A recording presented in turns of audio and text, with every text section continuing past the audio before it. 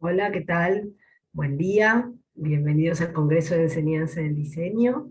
Esta es la Comisión Docentes Investigadores. Mi nombre es Mercedes Pombo, voy a coordinar la comisión. Las investigaciones que se presentan en esta comisión, todas se hicieron dentro del programa Estímulo a la Investigación.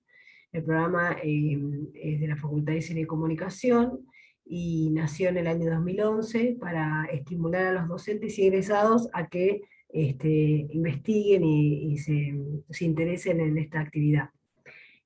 Todos los trabajos desde el 2011 se hicieron más de 200 investigaciones que están todas subidas dentro del catálogo de la facultad, y todas las investigaciones que se presentan hoy están subidas ahí. Yo después voy a ir subiendo el link para que puedan leerlas enteras, las personas que les interese las investigaciones presentadas.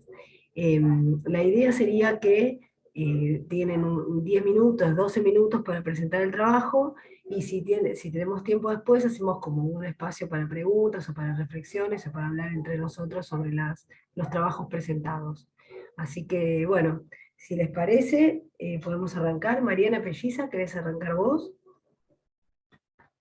¿Cómo no? ¿Cómo no? ¿Cómo andan? Hola, gracias Mercedes, ¿cómo estás? Bueno, buen día a todos.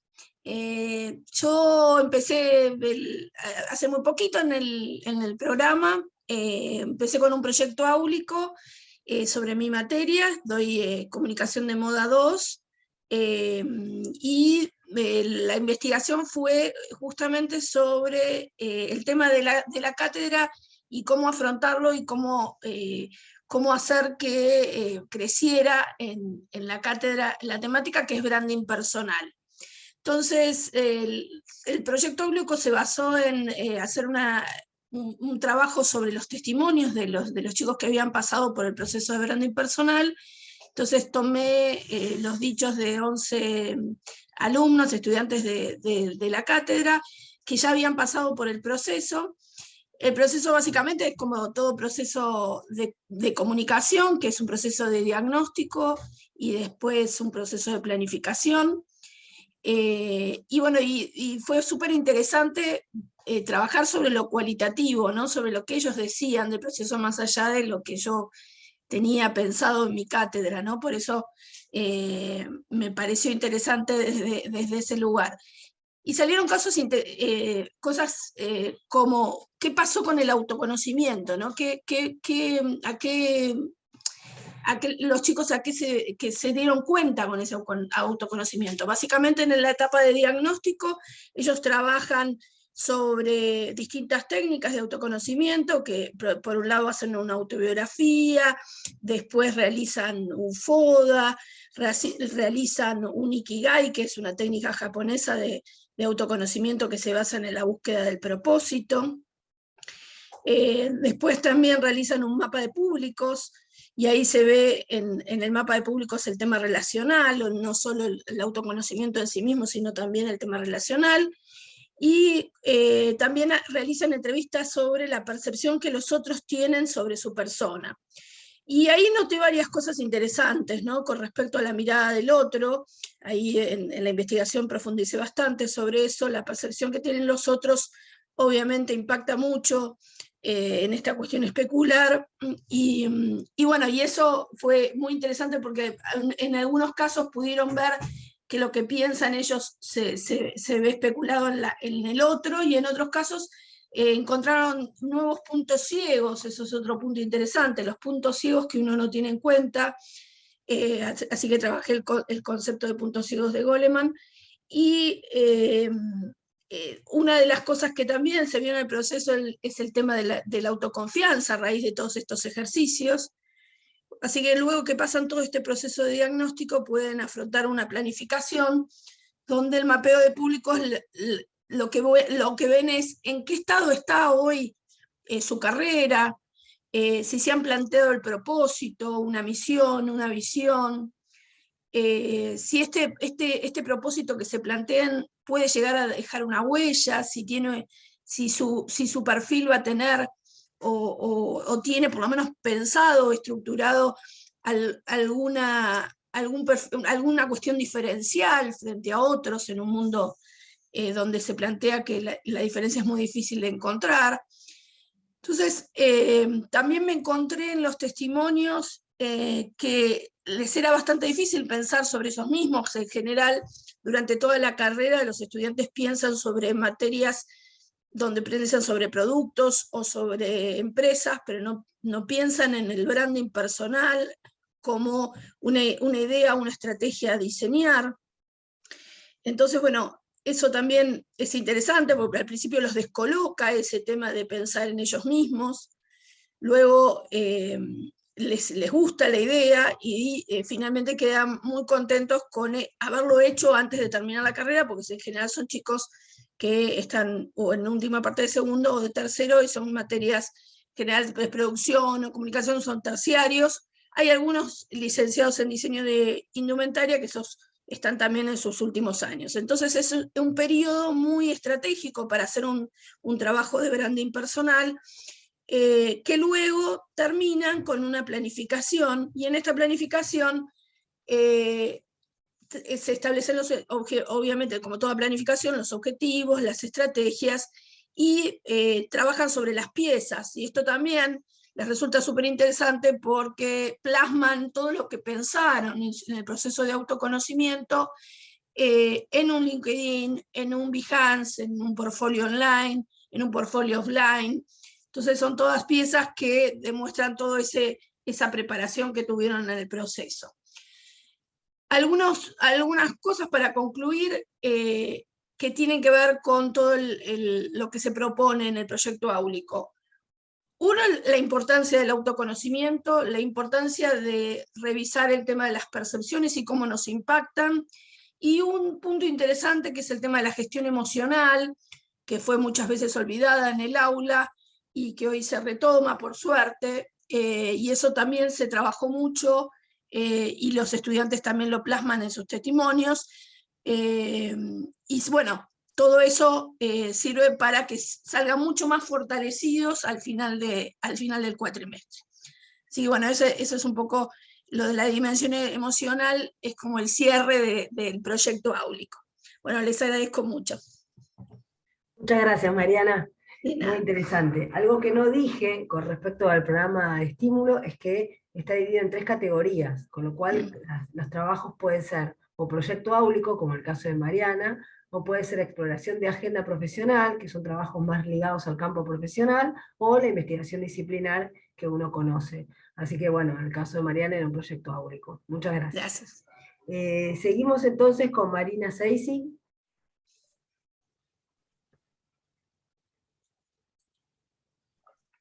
Bueno, aquí estamos.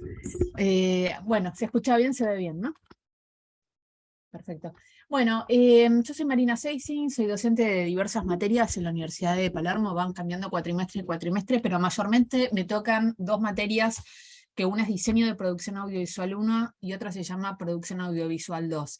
Esto significa que la diseño de producción, en realidad es media tramposo el nombre de la materia porque es guiones narrativos de ficción, y ahora incluí documental porque muchos se mostraron interesados en ese género, para desarrollar un proyecto cinematográfico narrativo, o sea, es un guión con diversos documentos que habitualmente se piden en los fondos de financiación, como el INCA o cualquier otro fondo extranjero, que son los que financian el cine nacional en todos los países. Y la segunda materia es producción 2, que habitualmente me toca en el segundo cuatrimestre, que tienen que armar una carpeta de producción, que también incluye presupuesto, plan financiero, plan económico, etc. Y entonces, como esta dinámica se me venía repitiendo en los últimos años, dije, bueno, qué mejor que trabajen sobre proyectos de compañeros, ¿no? De otras cursadas. Entonces, al segundo cuatrimestre le hago elegir los proyectos de guiones de los compañeros del primer cuatrimestre de la otra materia. De esta manera articulo un poco lo que Kaplan decía, la circulación de los saberes, ¿no? Entonces, mi ensayo tiene que ver con esto, con la articulación de las diferentes materias, para que circulen proyectos que tengan que ver con cuestiones reales que trabajen, no con fantasías de Hollywood y todo eso, y ellos están muy embebidos de eso a partir de los medios hegemónicos. De esta manera los corro de ese lugar y trabajan sobre proyectos de compañeros, proyectos que terminan la cursada de producción 2 con una sólida carpeta de presentación para aplicarlo a cualquier fondo de financiación. Y esto es interesante porque ellos están en un estado avanzado de la carrera, ya están pronto, muchos se reciben de hecho con mi materia, con lo cual terminan la carrera con una carpeta de presentación de un largometraje con todos los contenidos necesarios para presentarlos al instituto, con lo cual eso, si quieren hacer una carrera de directores o productores de cine, para mí es fenomenal porque ya, por lo menos, ya atravesaron ese proceso, que es lo que en la práctica profesional les va a ir pasando. Y hubo varios, en el ensayo escribo y cuento varios casos exitosos que hubieron de esto, porque yo también un poco promuevo que los chicos se comprometan con las temáticas, ¿no? Entonces todos, ¿cómo parto para vencer esa hoja en blanco, que también lo cuento en el ensayo?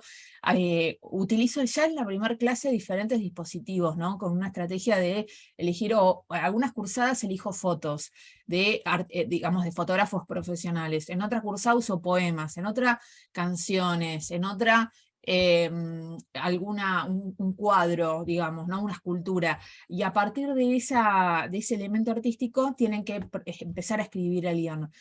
Pero siempre les promuevo que profundicen en las temáticas, digamos. Entonces, realmente es interesante porque empiezan a investigar cuestiones de, no sé, uno, por ejemplo, un proyecto llamado El legado de Delia tenía que ver, y con temáticas que ellos tengan cercanía. Un chico que era de Zárate, que escribe sobre, que formaba parte de una iglesia evangelista, bueno, sobre toda una movida de cómo se financian las iglesias evangelistas, ¿no? La Amigos de Vaca tenía que ver con un bullying que en Ecuador parece que es habitual que hacen los chicos en el secundario. Bueno, todo giró en torno a eso. Lo que nunca se debió callar tiene que ver con las Malvinas, con una historia de las Malvinas, Memorias heridas con los hijos expropiados en la dictadura. Para darlo a los demás, otro proyecto tenía que ver con la discapacidad y cómo se aplicaron en políticas públicas las cuestiones de la discapacidad. O sea, siempre trato de que se comprometan con los temas, investiguen, porque son chicos muy jóvenes que no tienen información a veces completa acerca de las temáticas y se dan cuenta que para hacer cine tenés que investigar, ¿no? Profundizar e investigar sobre la temática para poder escribir sobre ella, ¿no? Así que bueno, esta propuesta por ahora me está resultando muy, muy buena. Sí tengo que seguir profundizando en que puedan detectar, como dice Fanfani, detectar estos dispositivos de los medios hegemónicos que de alguna manera banalizan ciertos temas, ¿no? Entonces como que hay temas que tienen que tratarlos con la altura que merecen. Así que sigo trabajando en ese eje, ¿no? Pero bueno, no sé si completé los 5 minutos. Perfecto. Bien. Bueno, muchas gracias. Perfecto, Marina. No, gracias a vos. Proyecto áulico era mío. ¿No? Sí, sí, está bien, iba a decir lo mismo. Es un proyecto áulico igual que el de Mariana. Perfecto. Muchas gracias. No, igual estabas perfecto con el tiempo. Van bien, muy bien. Bueno, ahora si Daniela Java y Gastón Renis están preparados, van ustedes. Bueno, buenos días. Nosotros vamos a compartir pantalla, así que si estamos habilitados. Hola, buen día. Celeste, Bueno, sí. Tienen todos los permisos habilitados para compartir pantalla. Muchas gracias, muchas gracias. Bueno, mi nombre es Daniela Java Balanovsky y mi compañero Gastón Renis vamos a presentar una investigación de carácter disciplinar. Ambos somos profesores en diseño y comunicación en el área audiovisual, específicamente en materias relacionadas con fotografía, y ambos venimos del mundo de la fotografía documental y periodística. Ambos hemos trabajado durante más de 25 años en diarios, revistas, editoriales y agencias internacionales. Hemos estado cubriendo diferentes notas periodísticas, desde, digamos, dignatarios y altos funcionarios y reinas y reyes y presidentes de las naciones, y también hemos estado en asentamientos, perdón, en sectores muy vulnerables, hemos estado en situaciones de muchísimas dificultades e inclusive algunos tiroteos y bombardeos que hemos compartido. Así que tenemos un camino andado y nos llamó la atención específicamente un fenómeno de la comunicación muy nuevo, muy de esta época, que tiene que ver con la utilización de telefonía móvil, de smartphone, y la posibilidad de producir y publicar contenidos, ¿sí? Contenidos específicamente fotográficos. Por eso les voy a compartir pantalla y les voy a contar cuáles son las imágenes que hemos tomado para analizar. Yo no sé si están viendo pantalla compartida y les voy a mostrar.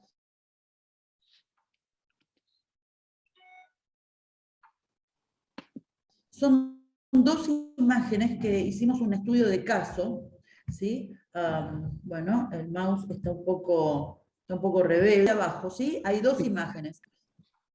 La imagen de un incendio en primer lugar y la imagen de 3 fiscales.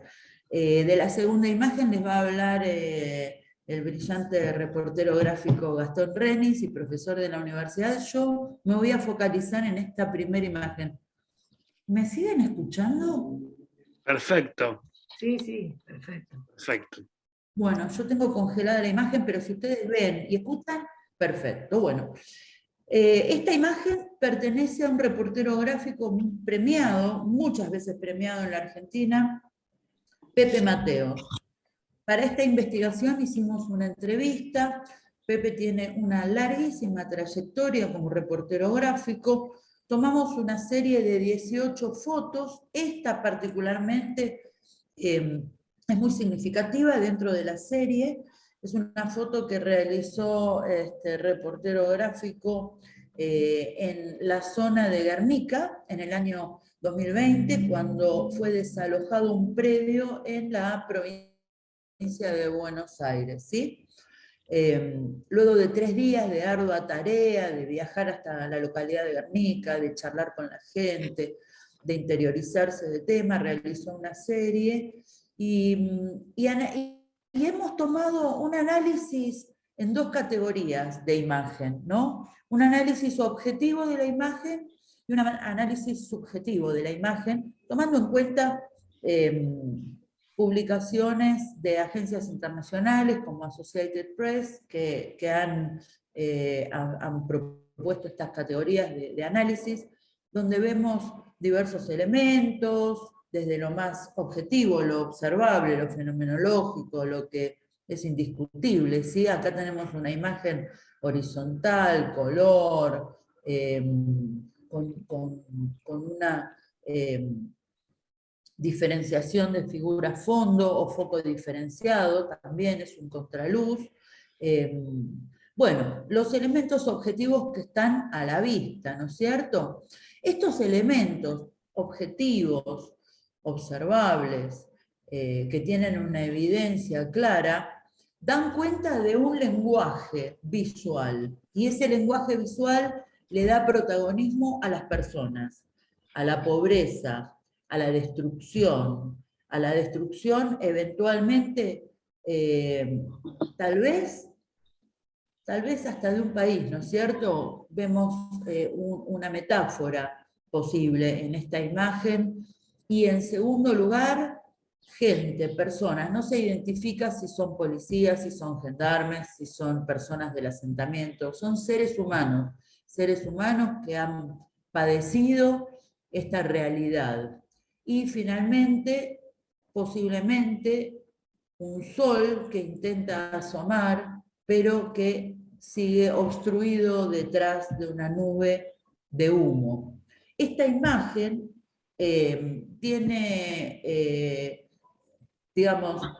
su lectura a partir de una persona que ha trabajado durante muchos años en medios de comunicación, ha aprendido y ha estudiado la utilización de imagen y el efecto que produce cuando se publica un mensaje visual. Vamos a ver ahora, y le cedo la palabra a mi compañero y gran amigo Gastón Renis, vamos a ver ahora la segunda imagen, que es la del fiscal, un amateur, que también estuvo en el mismo lugar y sin embargo publicó esta imagen. Gastón, todo tuyo. Gracias, Dani. Bueno, hola, ¿cómo están? Espero que estén bien. Un poco lo que veníamos viendo con Daniela, y retomando el tema también como de la tecnología, cómo venía influenciando en la estética, ¿no? Digamos, si bien la tecnología va dándonos o permitiéndonos formas de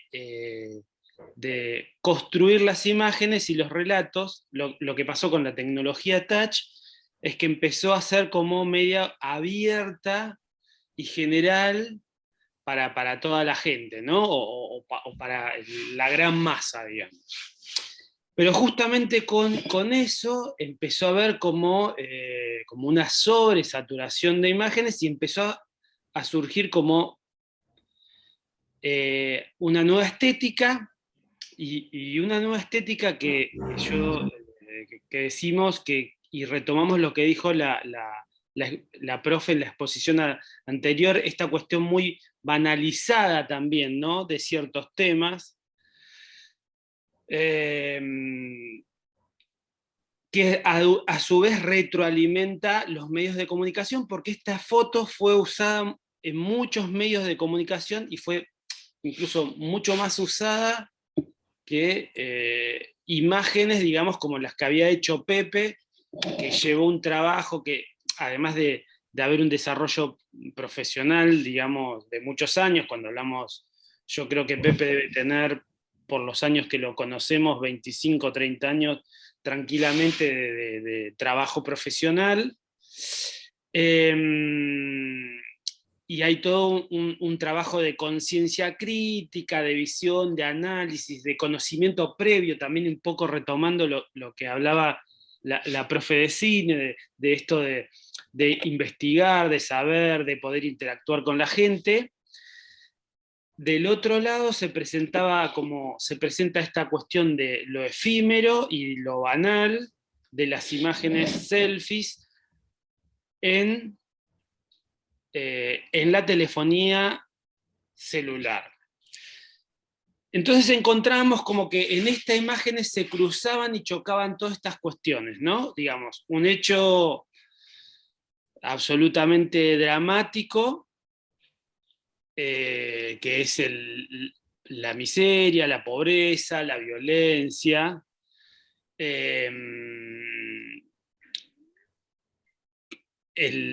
y por otro lado esta cuestión de la selfie, la tecnología touch, la multiplicación de una imagen que en otro momento no hubiese podido ser, que no hubiese existido. Y nos parecía muy interesante esta cuestión, ¿no? Incluso, por ejemplo, acá en la imagen nosotros empezamos a cruzar cosas, y en primer lugar hay que hablar que el fiscal, digamos, se llama Juan Cruz Codomía Alcorta, digamos una persona, digamos, con un apellido, digamos,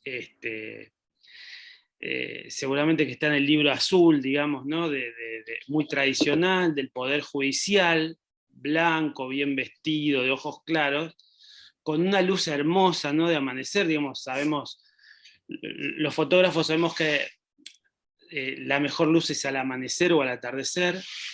Se toma esta imagen casi, digamos, como en una pose clásica de la foto de vacaciones, digamos, que la gente se hace con el fondo de las cataratas, de la playa, de lo bien que lo están pasando, en un contexto absolutamente apocalíptico, ¿no? Como es ese fondo, casi que tiene como una estética que podemos, como que se contrapone esa cuestión, digamos, de prolija, incluso que permite la tecnología, de esta imagen casi final de un conflicto bélico que se ve en el fondo, que se contrapone con esta mirada tranquila, relajada, que, digamos, la mirada de los fiscales casi muestran su felicidad en la foto, en la mirada, ¿no? Digamos, muchas veces yo digo que a veces no es solamente lo que se ve directamente en la foto, sino lo que genera, ¿no? Está claramente, los fiscales están como en una situación de festejo, un poco esta situación también retoma las viejas imágenes iniciales de los conflictos bélicos, del daguerrotipo, donde las imágenes requerían una exposición muy larga. Entonces los oficiales, si uno ve por ejemplo las fotos viejas de la guerra con el Paraguay, los oficiales argentinos se forman, se arreglan, y previo a la batalla se hacen una foto de todo solamente los oficiales, y es como que entiendo que en esta imagen se empiezan, y en la fotografía en general, el fotoperiodismo reproduce esta cuestión, digamos, social, las situaciones políticas, y en esta imagen se vuelve a repetir esta cuestión de,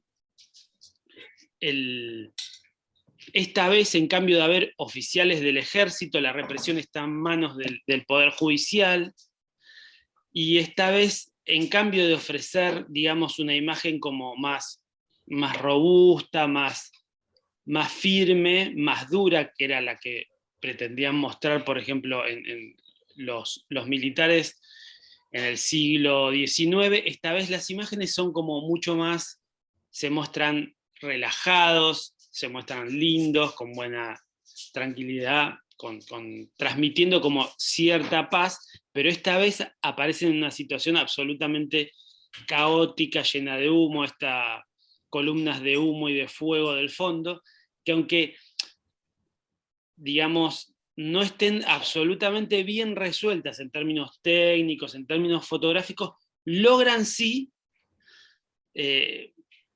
mostrar una situación y también una situación, digamos, social, política y económica del país. Y nos parecía muy interesante esta imagen. Bueno, creo que nos estamos extendiendo un poquito sobre el tema, pero un poco, bueno, era esta conexión de lo tecnológico y esta cuestión social, política, económica que se puede y que se deja ver y que se expone, ¿no? Bueno, creo que no sé si Dani querés sumar algo más. No, me parece que está muy bien, no sé cómo estamos de tiempo, pero bueno, contarles que en nuestras conclusiones hicimos un análisis cual y cuantitativo y analizamos la cantidad de entradas en Google que tuvo, digamos, la repercusión de la imagen del fiscal, y realmente las imágenes del fiscal que causaron mucho enojo en la población tuvieron repercusiones mediáticas e hipermediáticas, no solamente en redes sociales 2.0, sino también en grandes medios masivos de comunicación, que esta imagen fue levantada, y encontramos más de 65 sitios en los cuales esta imagen amateur fue publicada, y por el contrario, las fotos profesionales las encontramos en 1 o 2 sitios, por los premios que habían tenido y nada más. Así que nos pareció interesante esta comparativa cuantitativa de cuántas entradas tiene y cuál es la repercusión de la imagen hoy a manos, digamos, de toda la población, ¿no es cierto? Bueno, con esto cerramos. Muchas gracias, Daniela, muchas gracias, Gastón. Súper interesante el trabajo, y aparte es súper interesante escuchar una investigación de este tipo en manos de fotógrafos, claramente que vienen del campo también. Así que bueno, muy interesante, gracias. Si después tenemos tiempo, retomamos algunos temas, o sea, la idea es que escuchemos todos y después, si da, para charlar un poco más sobre cada trabajo, mejor. Bueno, seguimos con Rosana Burkini. ¿Qué tal? Bueno, muchísimas Dale. gracias. Muy buenos días a todos los que están participando del Congreso. Lo mío fue una investigación disciplinar que se titula Las nuevas tecnologías potenciadoras exponencial del consumo, la cual intenta comprender desde una mirada crítica hacia la sociedad consumista el impacto que generan las nuevas tecnologías en el consumo de bienes, servicios y contenidos. Insertos digamos, en estas prácticas complejas sociales, donde se entrecruzan o se entrelazan con aspectos como digamos, la parte económica, social y cultural. Y un poco para seguir en esta línea de poder poner en contexto, ¿no?, nuestro objeto de estudio, se empezó a trabajar con el autor Raymond Williams, el cual plantea este concepto de la reciprocidad en cuanto a la tecnología, a los usos y contextos. Esto tiene que ver con que desde su mirada la tecnología modela a la sociedad y a su vez la sociedad termina también modelando a las tecnologías, ¿no? Profundizando un poquito en este aspecto, que es donde digamos, la obra se basa en crear, como decía anteriormente, este contexto, tiene que ver con que la tecnología, para que pueda desarrollarse y que pueda generar un avance realmente tecnológico, debe generarse dentro de un orden social, de una época, y obviamente responder a ciertas necesidades para que pueda producirse. También se trabajó sobre otro concepto muy importante que tiene que ver con esto de las culturas híbridas, que habla el autor García Canclini. Bueno, ahí dentro de la obra, obviamente estamos haciendo un recorrido muy veloz para poder contextualizar, se trabaja sobre un paralelismo entre lo analógico y lo virtual, ¿no?, en donde se compara, ¿no?, esto que plantea el autor de la territorialidad, ¿no?, y esos límites que generaban esos intercambios culturales, ¿no?, las costumbres, las lenguas, etc. Y cómo eso de alguna manera empieza a traspolar a lo que hoy denominamos la cultura digital, ¿no? Obviamente con otras herramientas y otros recursos que hoy propone y plantea las nuevas tecnologías, pero que claramente existen, pero obviamente con otras herramientas y con otras características. Y por último, para dar digamos, una conclusión a esta apuesta contextual, también se trabaja sobre el concepto de la generación arroba, que son estos nativos digitales, ¿no?, que son los jóvenes actuales, que crean sus identidades ya en lo que son las redes sociales, donde hacen emergencia nuevos códigos y nuevos lenguajes, lo que hoy podríamos denominar también como otro concepto, que son las narrativas transmediáticas, ¿no?, con sus propias características, como la hipertextualidad, como esta emergencia de colectivos sociales, o personas individuales que logran la popularidad, pero que son emergentes y tienen esas características de las nuevas tecnologías, la inmediatez, etcétera, etcétera, ¿no? Podríamos seguir enumerando, que claramente esto en la obra se desarrolla en profundidad.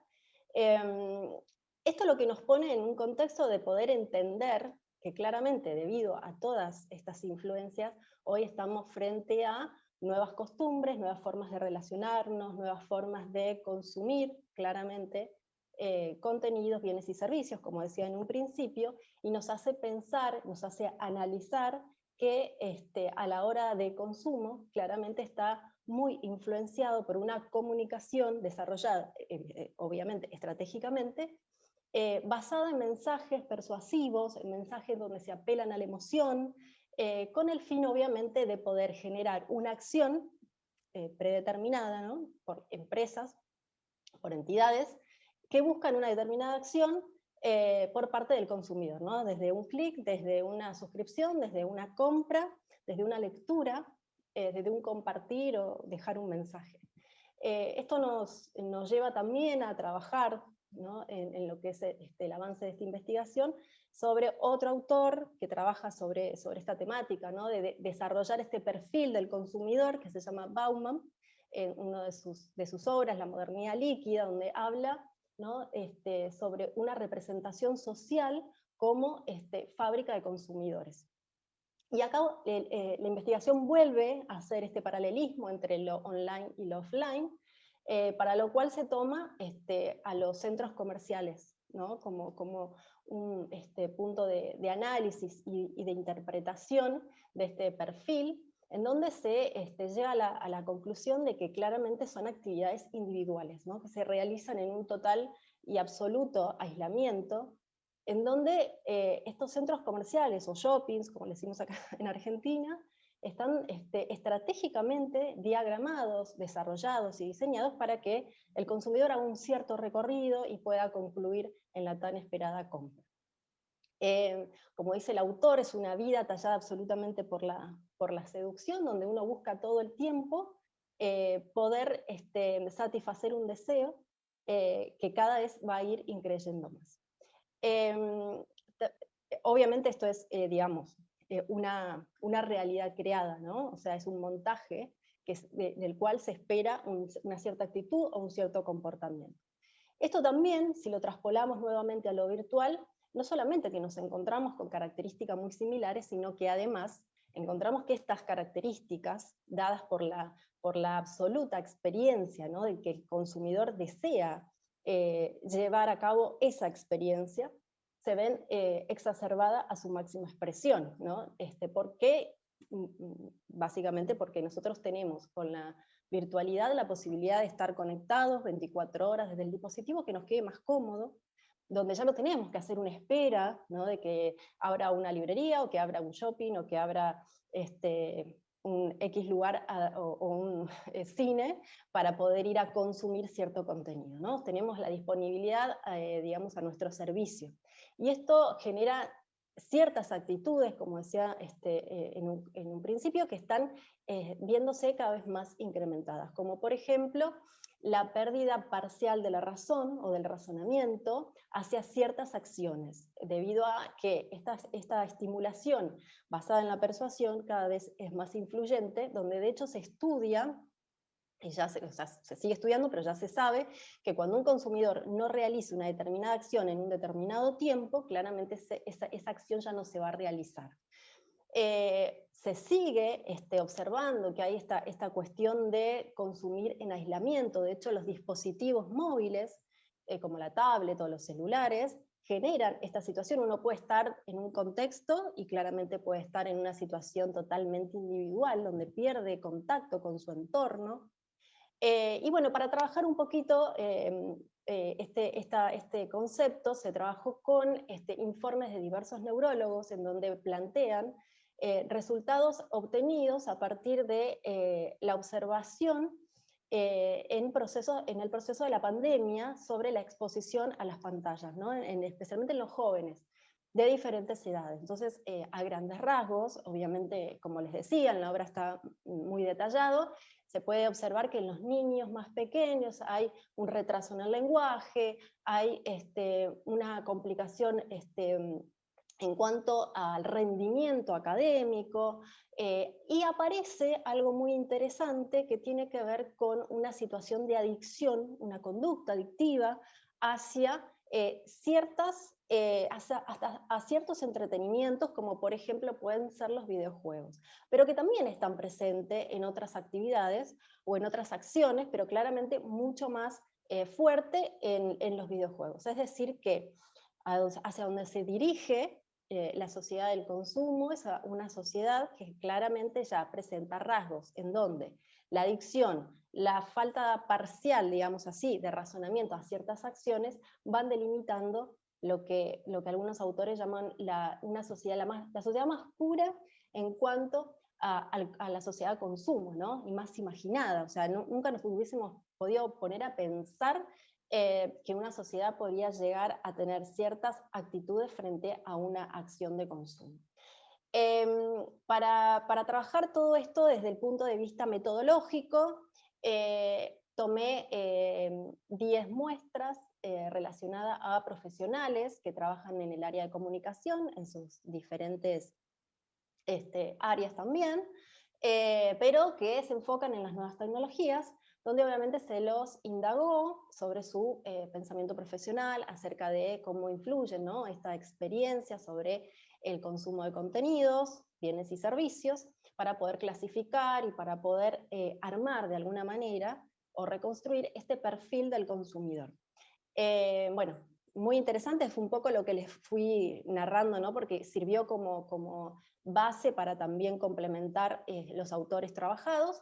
Y por otro lado, también esta parte metodológica se complementó con una investigación que hizo Accenture, que es una consultora, donde buscaba justamente definir también el perfil del consumidor virtual desde el punto de vista corporativo. Y es muy interesante porque si bien habla, ¿no?, de un perfil joven, bueno, lo que más o menos creo que nos imaginamos todos, que son los que más están conectados y demás, también las exigencias que tiene hoy este consumidor, ¿no? Que ya no es un sujeto al cual nosotros les ofrecemos algo y el sujeto queda conforme y queda satisfecho, ¿no? Estamos hablando de que estamos insertos en una sociedad en la cual los deseos que tenemos hoy en 5 minutos desaparecen y vuelven a aparecer otros de un grado o de una magnitud mucho mayor. Con lo cual, para las empresas, desde el punto de vista corporativo, de cualquier industria, ¿no?, relacionada al consumo, esto se hace sumamente, vamos a decir, estresante, porque sus esfuerzos tienen que ser cada vez más grandes.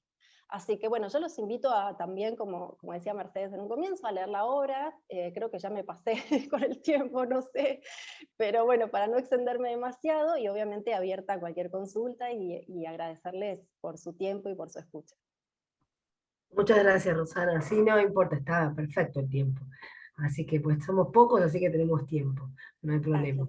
Y muy interesante el trabajo, la verdad. Tocás un montón de temas que son súper actuales, súper interesantes, así que bueno, si nos da tiempo podemos charlar un poco más. Ahora voy a subir el catálogo en el chat de todos los trabajos, así quedan todos los trabajos que están en línea.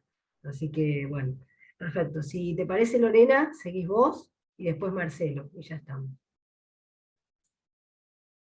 Bueno, buenos días, ¿cómo andan? La investigación que nosotros presentamos, hablo de nosotras porque la hice conjuntamente con Ángeles Marambio, que lamentablemente por un tema muy triste personal no va a poder participar, pero hicimos toda la investigación en forma conjunta en equipo.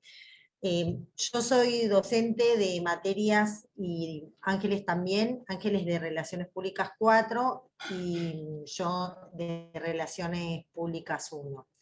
Hace años que venimos trabajando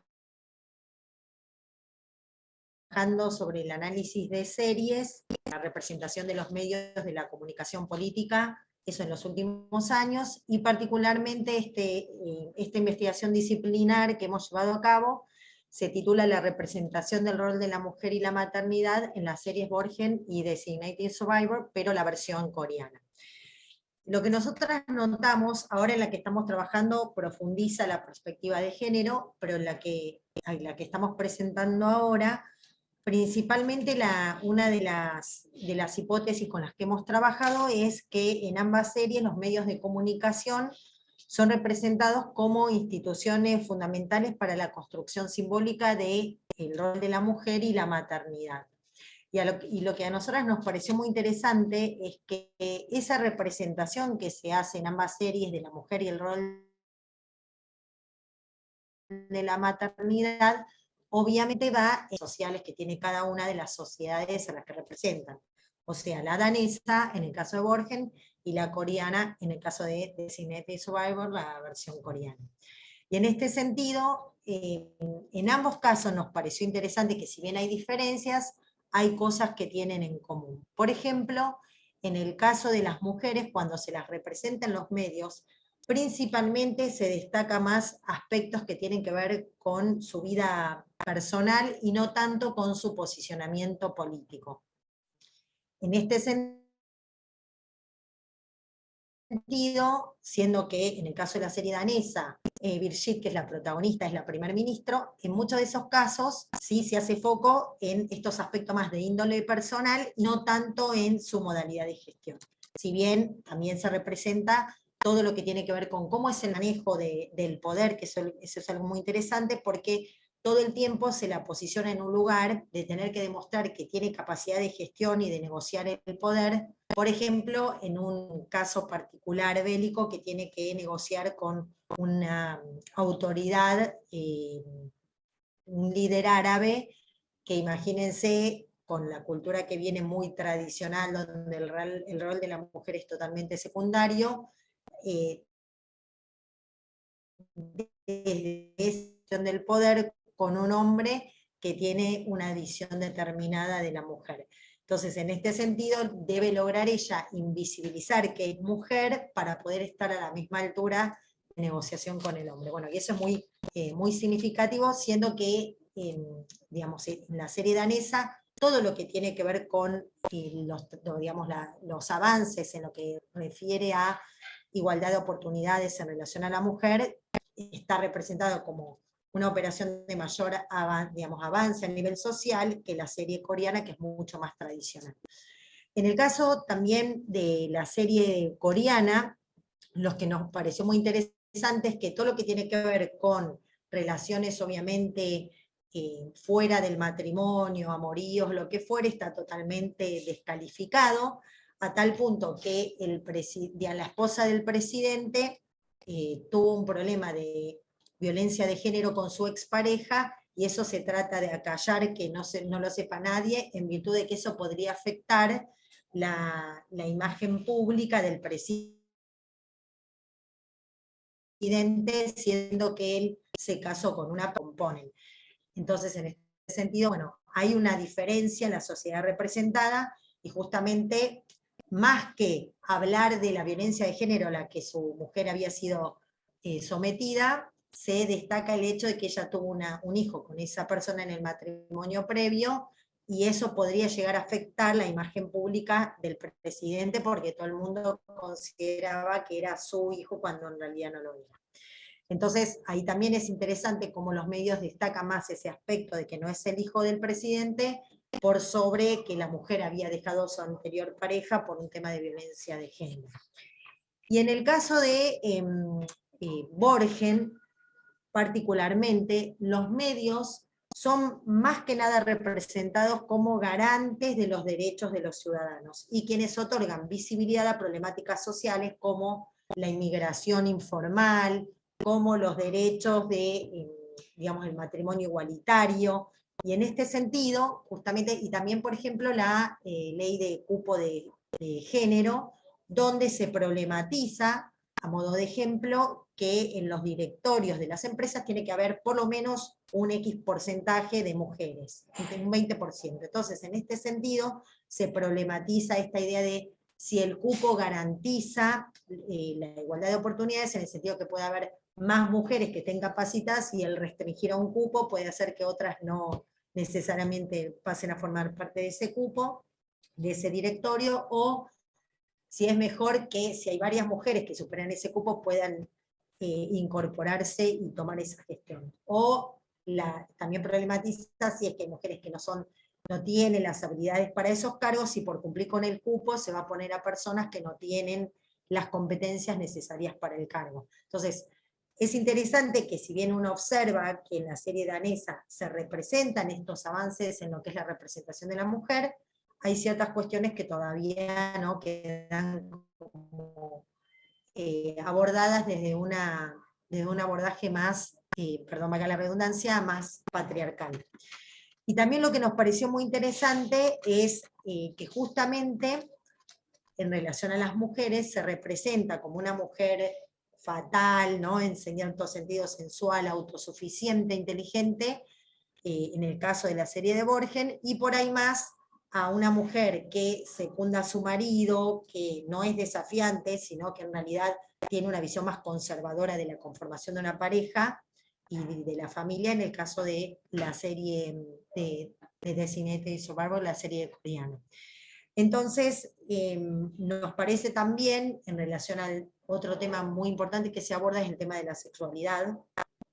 En el caso de Borgen, hay un tema, se toma con bastante natural, hay un procedimiento de naturalización del establecimiento de relaciones fuera del matrimonio, o madres solteras, o se la posiciona a la mujer en un lugar muy activo en lo que tiene que ver con la sexualidad, el manejo de la sexualidad, y este tema es totalmente vinculado a un abordaje más tradicional, donde en el caso de la serie coreana, la mujer debe seguir el juego del hombre, y eso es muy notorio también de lo que hace al lenguaje audiovisual, en relación a lo que decía Marina con respecto al lenguaje audiovisual, es muy interesante todos los procedimientos del lenguaje cinematográfico que hacen y el lenguaje audiovisual más puntualmente, la forma en que se representan los cuerpos con los recorridos de la cámara, en el caso de la serie Borgen, donde por ejemplo también hay una ministra de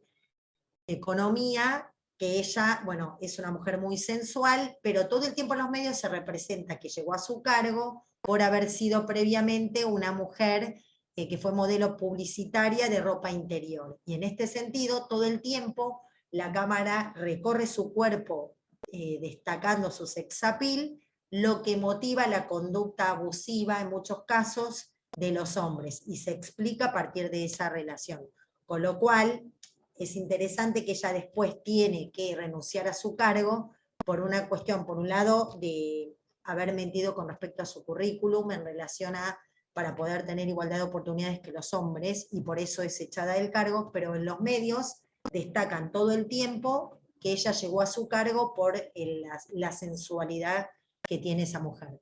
Entonces por eso decimos que si bien se representa en Borgen cierto avance en lo que respecta a la representación de la mujer y la maternidad, sin embargo hay ciertos rasgos de una mirada patriarcal sobre esta representación. Y por último quería comentar también que en el caso de la serie Borgen hay una periodista que es madre, tiene su hijo persona, pero bueno, se separan y lleva a cabo la maternidad en forma muy, muy cariñosa, cálida y demás, pero en un momento ella tiene que tener una discusión con otra persona y entrevistar a, por ejemplo, a esta ministra de Economía, y desestiman que ella pueda ser quien represente ese rol profesional porque puede estar involucrada en la situación por ser mujer y en el tratamiento del cupo de género en los directorios de empresas. Quien toma las decisiones editoriales de a quién va a asignar en el noticiero para hacer la entrevista, considera que ella puede tener un conflicto de intereses y no puede tener la objetividad que requiere la temática. Esta decisión obviamente que es cuestionada por la periodista, y todo el tiempo está en juego esto de que la mujer no puede tener la objetividad que el profesionalismo exige, aún tratándose de una problemática que trata el tema de género. Esta cuestión de pensar que las mujeres no tienen esa toma de distancia respecto a que los varones, que también por ahí los involucran en determinadas cuestiones, no es problematizado cuando los varones entrevistan a otros varones, pero sí cuando una mujer tiene que entrevistar a una ministra de Economía, problematizando el cupo de las mujeres en los directorios empresariales.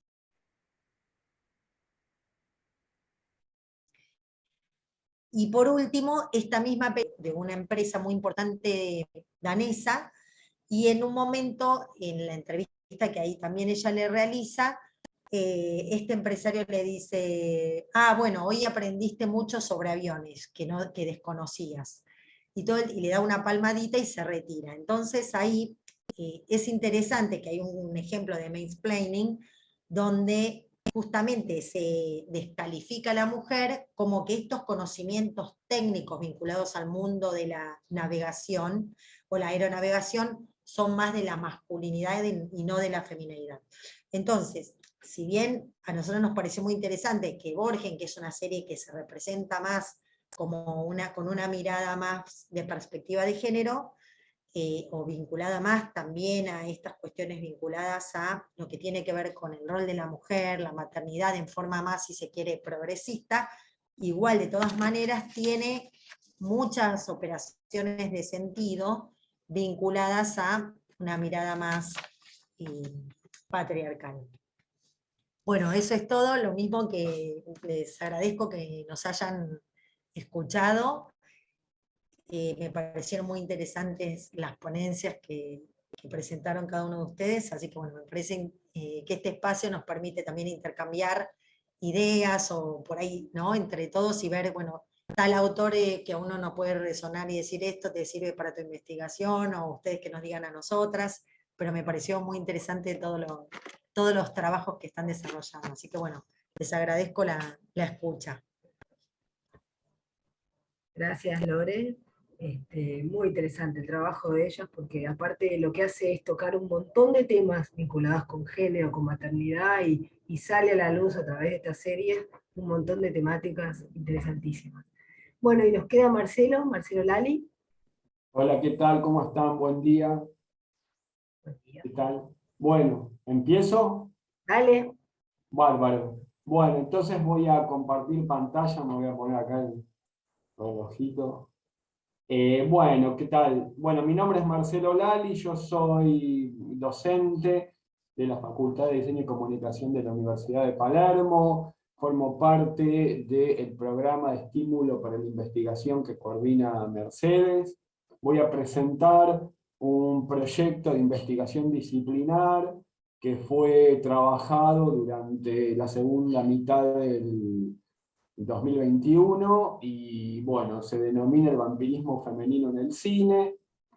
Voy a ir siguiendo un poquito este documento y bueno, arrancamos, digamos, con la figura femenina de una particular abordaje iconográfico en los films de vampiros respecto a su contraparte masculino. No sucumbe la figura femenina en este arquetipo vampírico frente a los mismos fetiches, como ser la luz solar, la iconografía católica, los crucifijos, las riestras de ajo, nada de eso aparece cuando es una mujer quien protagoniza estos films de vampiros que son en sí un género dentro de un género, si se quiere, mayor, que sería el terror, aunque abordados desde esta figura femenina, escapan muchas veces del terror y resulta muy difícil poder encuadrárselos dentro de un género en particular. El vampiro reflejó siempre gran parte de las fantasías humanas, como ser el poder, la clase social, sobre todo, digamos, los vampiros masculinos representaban determinados valores feudales, lo que tenían que ver con tradiciones, digamos, justamente del valor del territorio, de la tierra, y luego, digamos, con sus versiones, en el cine eso se fue modificando, volviéndoselo mucho más urbanos, adaptándolo, digamos, a los contextos. Bueno, digamos, es así como se transforma en una hipérbole retórica de impacto visual descubierto en la pantalla y dejó atrás, esto es llamativo, la forma literaria donde en realidad se originó. Bien, el cine es donde más se ha destacado. El vampiro como modelo patriarcal de sometimiento planteó un estatuto visual femenino en cuanto a cánones de virginidad y de juventud pertenecientes a hegemonías visuales de consumo, cuando, digamos, obviamente el protagonista es un Drácula, un vampiro, que han ido buscando adaptarse al siglo XXI, pero no lograron hacerlo. De forma más esporádica, su contraparte femenina, no la vampira originada por el clan patriarcal, sino la que su propia naturaleza posee estas características, escapa al género terror, enriqueciendo la construcción dramática que complejiza el personaje. Lo que yo encontré interesante es que las mujeres vampiro, digamos, son personajes mucho más complejos y contradictorios. La hipótesis destaca, la hipótesis de la investigación, al arquetipo que iconográfica y dramáticamente la vampira explicita problemas sociales y cuestiona características del personaje vinculadas sobre todo a la naturaleza plástica del cine. Y acá es donde quise hacer foco. Más allá de los elementos puramente argumentales de la historia de estas películas, acá aparecen replanteos escénicos que vinculan al cine con la pintura y con la fotografía, y que establecen una confrontación entre movimiento e inmovilidad y entre indefensión y peligrosidad. Acá, digamos, bueno, les voy a mostrar, por eso estoy compartiendo esto, un pequeño, no antecedente de la mujer vampiro para nada, sino de una película de Hitchcock, que es un clásico que se llama Vértigo, en donde hay toda una confrontación entre una imagen estática, bien, y la imagen, de alguna manera, que al cobrar vida, forma parte, que si es posible voy a compartir este videíto, pasa, digamos, se ve ahí la reproducción, ¿verdad? Sí, se ve, se ve.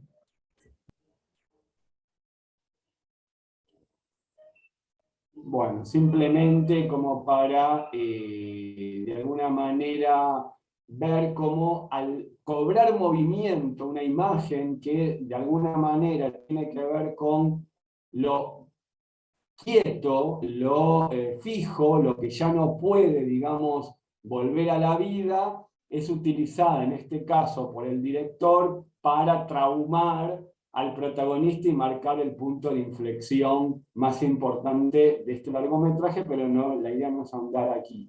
En este sentido, los objetos de estudio justamente son películas donde la mujer, digamos, protagoniza al personaje del vampiro, vamos a citar como un antecedente muy fundacional, el film Vampire de Carl Dreyer del año 1932, en donde aparece un primer régimen matriarcal que lidera a este clan. El film plantea, digamos, una serie de innovaciones, obviamente estamos casi en el término de lo que fue la vanguardia, y que por ejemplo son bastante distintas, como puede apreciarse aquí, vamos a sacar Wilson, ¿no? Donde aparecen herencias del expresionismo alemán, como por ejemplo lo que es la independización del doble, del reflejo, que aparece por allí visto en las aguas de ese lago.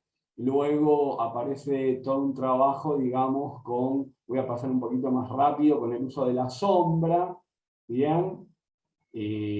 Aquí, por ejemplo, esto proviene de lo que fue en su momento, 10 años antes, la irrupción de la película Nosferatu de Frédéric Murnau, como una de las máximas representantes justamente del expresionismo alemán. Pero en este caso lo que tenemos, y acá lo vuelve elocuente la imagen, es la presencia de una anciana que justamente establece un régimen vampírico muy diferente al que tiene que ver con el de la figura masculina, como veníamos compartiendo. Voy a volver a mi documento anterior. En este caso tenemos Vampir y como parte del abordaje, la bibliografía, digamos, también tomó parte de lo que es todo el origen del estudio de la vinculación de la vampiresa con las brujas medievales. Voy a acelerar un poquito porque ya estoy viendo mi cronómetro. Yo tomé, digamos, 3 films básicamente como objeto de estudio, que son The Hunger, titulada aquí El Ansia, del año 1983, que la protagonista Miriam Blaylock pertenece, digamos, a es quien lidera un clan vampírico, y la película se contextualiza dentro de lo que fue, obviamente, toda la hegemonía del HIV en ese momento, y la película de alguna manera metaforiza a través de la forma de manifestarse de estos personajes, esa epidemia, y al tratarse, digamos, en este caso de un tratamiento completamente ecléctico, la película lo que hace es escapar por completo del terror y empezar a trabajar con el melodrama y sobre todo con la fotografía publicitaria. Y yo encontré, digamos, diversas analogías entre lo que son tomas del film, como en este caso, con la pintura barroca, que bueno, en principio obviamente tiene una marcada diferencia en lo que es la paleta cromática, pero no a la postura de los personajes, en este caso con la Venus del Espejo de Velázquez, y uno de los fotogramas del film, en donde hay una escena de lesbianismo. Luego también encontré similitudes con la obra de Rembrandt, en cuanto a la iluminación, y sobre todo a artistas, fotógrafos como en este caso tenemos acá esta imagen que se ve quizás un poquito oscura, pero que alcanza de alguna forma a ser un poco más representativa de lo que es la estética que yo observé en esta película, donde hay una clave lumínica muy baja. En este caso, bueno, estamos hablando de un fotógrafo polaco, Carlos Ladaka, Y bueno, el siguiente film que encontré es un film que descubrí como muy interesante, que se llama The Addiction, que es una película del año 95 del director estadounidense Abel Ferrara. Y la película aborda un vampirismo protagonizado por una joven estudiante de filosofía desde un lugar extremadamente opuesto a todo lo que tiene que ver con el erotismo. No hay mostraciones de desnudos, sino que la vampira justamente a través de de ir victimizando, lo que hace es ir argumentando su tesis doctoral, cuestionando a filósofos del siglo XX y del siglo XIX, y no logra, aunque pueda aprobar su tesis doctoral, no logra revertir, no logra morir justamente, sino quedar perpetuada en su eterna condición de pertenecer a la humanidad, a la que considera justamente completamente execrable. Acá la película plantea una confrontación permanente entre las calamidades del siglo XX y la intelectualización que se hace acerca de esas calamidades por parte de la filosofía. Y finalmente una película, bueno, acá te muestro imágenes, ¿no? Que ya, bueno, se me pasé del tiempo de esta película, después a lo mejor en lo que resta puedo ampliar un poquito más. Y finalmente una película que tomé, quizás la que más confronta la imagen en movimiento con la pintura barroca, es Bathory, basada en el mito de Elizabeth Bathory o el Everett Bathory, bien, que es, digamos, la Condesa Sangrienta, en donde hubo varias versiones, obviamente, pero la que yo tomé es una versión, digamos, del cine esloveno, en donde hay toda una relación entre la figura de Bathory y su relación con Menezes de Caravaggio, obviamente que es una ucronía, un invento, pero sirve de excusa como para combinar la estética de quien es considerado uno de los referentes máximos de la luz, ¿bien?, con la estética del film, como se puede apreciar acá, perdón, pero que se hacía en cuanto al color, a la dirección de la luz. Obviamente que esta reproducción pictórica es ínfima, ¿no?, en cuanto a su calidad, poco se puede apreciar. Acá hay un video, pero que lamentablemente ya no lo puedo compartir. Luego aparecen elementos icónicos de la figura de Caravaggio, insertos permanentemente en el film, como el laúd, por ejemplo, y hay lo que se llama un cuadro viviente de lo que es la ejecución del Bautista. Como conclusión principal, y con esto cierro, lo que quiero compartir es justamente que la figura femenina en el arte visual casi siempre fue configurada, en el arte visual, en la historia, configurada desde la mirada masculina, desde la iconografía religiosa hasta la pintura abstracta, como consecuencia, o sea, pintura abstracta a partir de la invención de la fotografía. El icono femenino no trascendió al estatismo, ¿bien? O sea, el icono femenino fue dejado quieto, estático, sea desde la modelo renacentista hasta la paciente más ficcional de la obra impresionista. Luego de la aparición del cine y colocada en la piel de un arquetipo contradictorio y complejo, como es el de este personaje al cual me estoy refiriendo, de la vampira, a diferencia de su contraparte masculina y dotado de movimiento físico, la mujer propone nuevos rumbos en la narrativa audiovisual, no solo en lo argumentativo, sino en lo plástico y en lo estético. Y si bien la realización de ninguno de estos tres objetos de estudio es dirigido por una directora mujer, la figura femenina aparece como protagonista ambigua, recuperó su tradición pictórica, pero mezclándose con los nutrientes del cine para aplicar cualidades inéditas al ícono vampírico. La dicotomía establecida entre lo frágil y lo monstruoso se concentra en un solo personaje. Descubre recursos dramáticos y temáticos originales para la construcción visual de la ficción. Lo que quiero decir es que, digamos, el cine logró, o sea, este arquetipo femenino logra trabajar o confrontar el movimiento con la estaticidad, poniendo a lo estático como una forma de abducción del movimiento, pero que el tiempo del relato cinematográfico, al tener movimiento y temporalidad, logra hacer de eso un personaje muy rico, ambiguo y contradictorio, completamente ajeno a lo que es la figura del vampiro que venía trabajándose desde la masculinidad. Bueno, estoy pasadísimo del tiempo, mil disculpas y muchísimas gracias. Gracias, Marcelo. No, Igual por favor. estamos bien, ya les dije, no estamos apurados porque ya terminamos todas las exposiciones. Así que bueno, muchas gracias, es re interesante el trabajo de Marcelo. Lo que se ve con los trabajos que fuimos escuchando es la diversidad de temas que se dan dentro del programa de estímulo, y esa es la idea, porque la idea es que cada uno pueda trabajar desde su área, desde su disciplina, y desde los gustos e intereses personales, pero eso por un lado, esa diversidad, pero por el otro lado hay algo en común en todos los trabajos, y es el compromiso y la profundidad que tienen todas las investigaciones.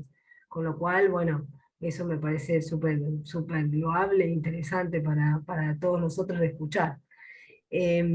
Como terminamos ya de exponer, les propongo, si cada uno le quedó algo por contar o que le gustaría exponer alguna cosa más, algún tema más, les doy la palabra y pueden, y si no, bueno, yo les hago algunas preguntas, pero también otra cosa es si alguna persona que está del público, que no tiene posibilidades de abrir el micrófono, quiere escribir en el chat alguna pregunta para algún investigador, también tenemos tiempo, así que lo pueden hacer.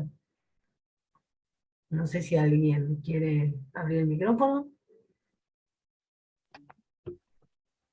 No, bueno, yo decir, me parece muy interesante estos intercambios porque de hecho esto que yo decía que trabajaba con fotógrafos, por ejemplo, bueno, ahora estuve mientras los colegas acá hablaban de Pepe Mateos, lo googleé y claro, y es una trayectoria impresionante, hizo fotos icónicas del 2001, ¿no?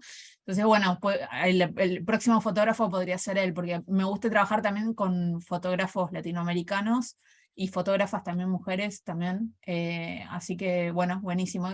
Y las de ustedes también, a veces no tienen página, no sé, es difícil encontrarlos. Es verdad. No sé si en el caso, ¿quiénes no tienen página en el caso Los googleé, nuestro? a Renis y a Daniela, los googleé y no los encontré. Yo particularmente soy un poco reacia a estas cuestiones, pero Gastón es un poco más amigo de las nuevas redes sociales 2.0. Pero respondiendo a lo que vos decías, Marina, gracias a Mercedes Pombo hicimos una segunda investigación donde damos cuenta exactamente de lo inverso, ¿no es cierto? Cómo a veces la tecnología en manos de personas amateur, contrariamente a lo que mostramos hoy, que fue irritante y fue muy molesta para mucha gente, en la investigación número 2, que presentaremos más adelante, vemos cómo a veces la tecnología en manos de amateurs puede dar vuelta la historia, ¿no es cierto?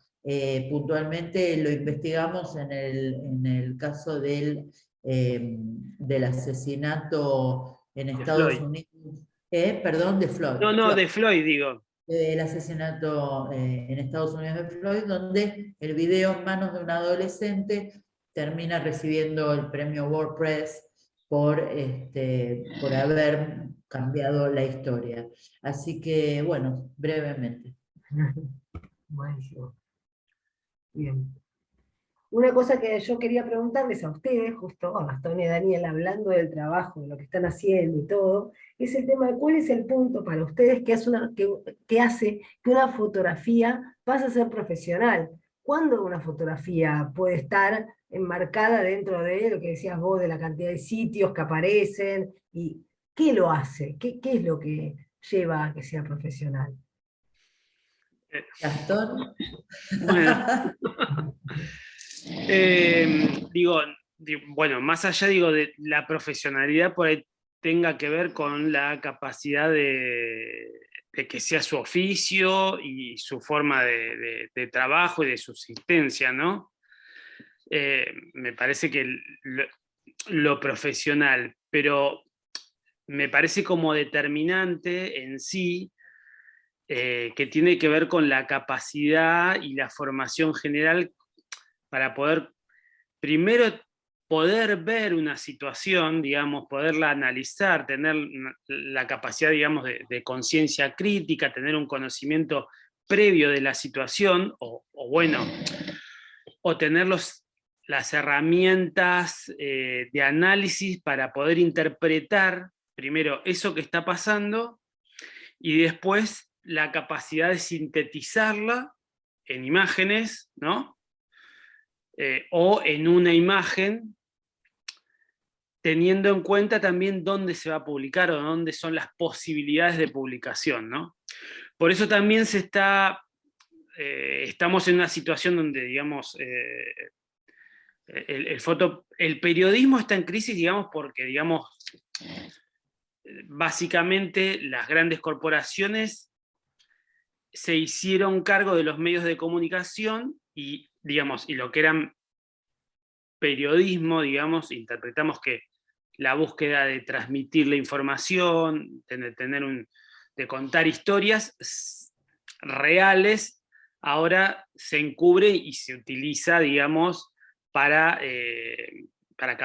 propaganda política, que cuando digo propaganda política digo propaganda económica, ¿no? Con intereses determinados, digo, cuando uno ve, digamos, el conflicto de Ucrania, no solamente hay un conflicto político-económico, digamos, atrás, y hay una mirada sesgada sobre mostrar o crear, ¿no? Digamos, justamente Annie Leibovitz, que es una fotógrafa tal vez como muy reconocida de editorial, digamos, hace una puesta en escena sobre el presidente de Ucrania, digamos, en la revista Vogue, digamos, o sea, estamos, digamos, como un poco también retomando, ayer hablábamos justamente con Daniela, que veíamos que había puntos que se conectaban con la propaganda que se hacía a favor de la guerra, ¿no? Durante la guerra de Vietnam,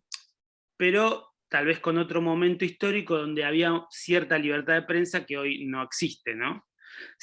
Hay muchas cuestiones en juego, pero digamos, desde el oficio, desde la profesión del fotoperiodismo, hoy fundamentalmente también por ahí la máxima dificultad es la de poder publicar y que esa publicación sea respetada, digamos. Algo que hasta hace unos años uno, digamos, podía plantearse cierta mirada de respeto hacia el periodista o hacia el reportero gráfico, ¿no? Y hoy es muy difícil, sí. Claro. Sí, Dani. Un minutito, Mercedes, brevemente te cuento que todos los profesionales de distintas profesiones, yo soy psicóloga además y tengo un número de matrícula nacional como psicóloga que me lo da el ministerio. Bueno, los reporteros gráficos profesionales tenemos un número de miembros de la Asociación de Reporteros Gráficos de la República Argentina. Eso nos diferencia del público amateur. Tenemos un número de matrícula y esa matrícula habilita al trabajo profesional, a entrar a Casa de Gobierno, al Congreso de la Nación, digo como para responder bien puntual a tu pregunta.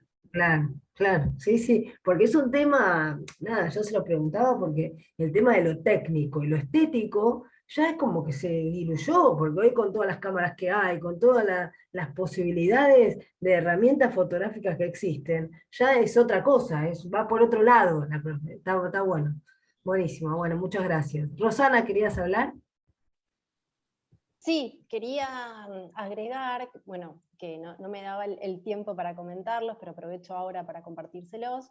En una parte de la investigación hago como una especie de ejemplificación, ¿no? De esto de poder percibir, ¿no? Porque uno todo el tiempo está pensando en lo que va a ser la sociedad del consumo en el futuro, pero nunca como que, por un lado, ¿no? Pone los pies en el hoy y dice, bueno, hoy ya estamos viendo gran parte de esos cambios y hacia dónde vamos, pero como un modo paradójico, si se quiere, comparto un film que se llama 1 millón de méritos, no sé si quizás algunos lo han podido ver, pero la verdad se los recomiendo porque a los que les gusta, ¿no? La temática de las nuevas tecnologías está muy bueno cómo exacerba, ¿no?, las actitudes de una supuesta sociedad del futuro, y cómo los encapsulan literalmente en unas especies de cubículos para hacerlos consumir en unas pantallas gigantescas la mayor cantidad de publicidad y de tecnología posible. O sea, de hecho su vida se rige a través de la tecnología, son personas que prácticamente no piensan, están obligados al consumo de publicidad porque a través de eso ellos reúnen ciertas monedas virtuales, que hoy podríamos llamar claramente criptomonedas, no se hace como una analogía, si se quiere, con lo que pasa en el film, y además que es una película que no es una serie en realidad, que no es tan actual, ¿no? Es desde 2011, pero sin embargo, de alguna manera, da como un primer pantallazo de lo que se supone, ¿no? Imaginariamente habla uno de los autores que les comentaba, que es Bauman, sobre esta sociedad consumista más pura, llevada a su máxima expresión, y creo que esa película, de alguna manera, quizás un poco más exacerbada, claramente, pero creo que puede llegar a dar una idea de lo que es hoy, y a futuro, obviamente, el perfil de un nuevo consumidor virtual. Buenísimo, ¿no? Está súper interesante el tema que vos tocás, es como recontra interesante, recontra actual, y bueno, y tiene que ver con todo esto del hiperconsumo, y también yo lo he vinculado, cuando yo te escuchaba a vos, pensaba en lo que presentó Marina, ¿no? Y decía, esta cuestión como superficial, del consumo superficial, y lo que decía Marina con respecto a sus trabajos y a los trabajos de los estudiantes, que decía, que entiendan que tienen que profundizar en los temas, que tienen que ir más allá de lo superficial, y conectándolo con lo que decís vos del tipo de sociedad en el cual vivimos superficial, lo difícil que es hacer que un estudiante entienda el concepto de profundidad en un trabajo, ¿no? Que tiene que ver también con la investigación. Una investigación tiene que tener una actitud profesional y con ganas de profundizar en un tema. Sí, sí, está bueno. Buenísimo. Bien. Gastón. Mira, quería justo agregar una cuestión con respecto a eso, ¿no? Por ejemplo, yo, que doy fotoperiodismo, les planteo a los chicos como proyecto integrador hacer un reportaje fotográfico extendido, digamos, del estilo de Life, ¿no? O de las agencias tipo Magnum, Seven Photos, y a los chicos les cuesta muchísimo el concepto esto de salir de lo superficial y de lo banal para meterse realmente en la historia, y que realmente necesitan entender y conocer más para poder atravesar y saber qué mostrar, cómo mostrarlo, cómo mirarlo, ¿no? Pero entiendo que también este tipo de, digamos, la influencia que ejercen los medios veloces y banales, ¿no? Entonces hace muy difícil que alguien se tome, digamos, la cuestión de, digamos, para ellos investigar es googlear, digamos, no supera eso, digamos, ¿no? Y es realmente, digamos, más en un lugar, digamos, académico, cuando uno pretende, digamos, un trabajo serio, poder atravesar como esta malla de contención que crearon la tecnología y esta cultura nueva, ¿no? Del consumo, digamos. O qué es lo que hay que hacer. Claro, esto es muy rápido, y justamente uno les plantea, bueno, mira, estos reportajes son 4 meses o son 3 meses de trabajo, y en realidad es poco, porque estos trabajos llevan mucho tiempo, o deberían llevar mucho más tiempo en manos de un profesional, y bueno, les cuesta entender, y no sé si lo entienden, digamos. Es que en realidad va al revés de la sociedad, va al revés de lo que planteaba Rosana, va al revés de lo que se está viviendo. Entonces es como entender que tienen que sostener algo por mucho tiempo para llegar a otro lado, porque es eso, es como decirle, si vos vas por acá y lo sostenés en el tiempo, vas a llegar a un resultado diferente. Y la realidad es que no es lo que nos lleva a la sociedad. La sociedad nos lleva a la cosa rápida, al consumo veloz, y bueno, es eso. Y yo te entiendo, Gastón, porque me pasa igual, y me imagino, Marina, que también te debe resultar difícil cuando les planteas eso a los estudiantes. Sí, yo tengo un ejercicio que es el contraejemplo, ¿no? Entonces tengo un fragmentito guardado de un programa de Tinelli donde banalizaron a Ana Frank con un baile así seductor y Ana Frank de fondo, y que fue un escándalo en la comunidad judía, con razón. Y cuando ven eso es tan chocante que siento que enseguida entienden, porque es como, es un programa tan actual, porque lo es, y al mismo tiempo repulsivo la escena. Entonces enseguida sintonizan y desde ese lugar o alguna publicidad de moda del momento fallida en términos de perspectiva de género, ecología, etc. Y ahí enganchan, yo me di cuenta con el contraejemplo rápidamente, ¿no? Pero lo que pasa es que hay que encuadrárselos, porque hay tanta la sobreestimulación que tienen que no pueden ni procesarlo. Y creo que nuestra labor como docente es justamente tomarles conciencia, ¿no? Y encuadrárselos eso. Y ahí enganchan, ¿eh? Claro. Si me permiten a hacer un aporte también, o sea, comparto todo lo que están comentando totalmente. Y también creo que desde el lado de, a ver, como comunicadores, como docentes, es importante poder entender que las tecnologías también proponen nuevas lógicas, ¿no? Que nosotros, por una cuestión generacional, también estamos un poco metiéndonos así como a la fuerza, tratando de vivenciarlas, ¿no? Esto de poder experimentar las cosas que los jóvenes del hoy, claramente que es un poco lo que se habla en la investigación también, ¿no? Que son los nativos, claramente, de estas nuevas pantallas. Entonces también, al proponer unas nuevas lógicas, creo que tratar de plantear una especie de razonamiento con el cual nosotros nos formamos, también eso genera como una especie de distorsión. Si miramos un poco, bueno, esto me pasó hace muy poquito, estaba viendo un programa sobre una carrera que se llama Ciencia de Datos, en donde, bueno, obviamente uno tiene que conocer matemática, estadística, programación, etc. Creo que esto, muy sintético, puede ejemplificar a dónde voy. Y bueno, lo primero que a uno se le cruzaba por la cabeza es, si no tengo formación en todo eso, digo, bueno, por la comunicación vamos bien, pero por todo el resto, no. Y empecé a profundizar sobre el programa, y claramente hoy la tecnología lo que propone es aprender todas esas áreas dentro de un sistema. O sea, ya no es necesario saber específicamente de matemáticas, sino cómo la matemática funciona a través de una plataforma. Entonces, creo que hay un cambio de propuesta de lógicas, y yo creo que los jóvenes van como en esa línea, y por eso también, desde el punto de vista académico, ¿no? Desde lo institucional de las propuestas educativas, también es un gran desafío empezar a adaptar como todos los programas en función de esto que se viene, ¿no? Está buenísimo lo que decís, está buenísimo, porque es un cambio de paradigma, esa es la verdad. Totalmente, totalmente.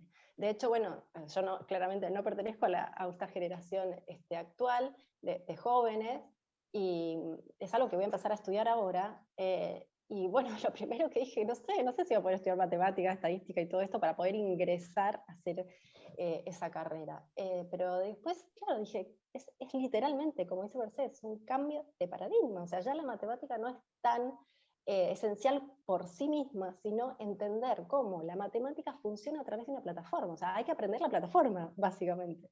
Es muy, si me permite la expresión, muy loco, y a la velocidad que cambia todo, ¿no? Un poco esto también lo que veníamos comentando anteriormente, o sea, esta velocidad no solamente desde el consumo, sino desde los cambios, ¿no? Y que hay veces que uno no está preparado para recibir esos cambios a tal velocidad.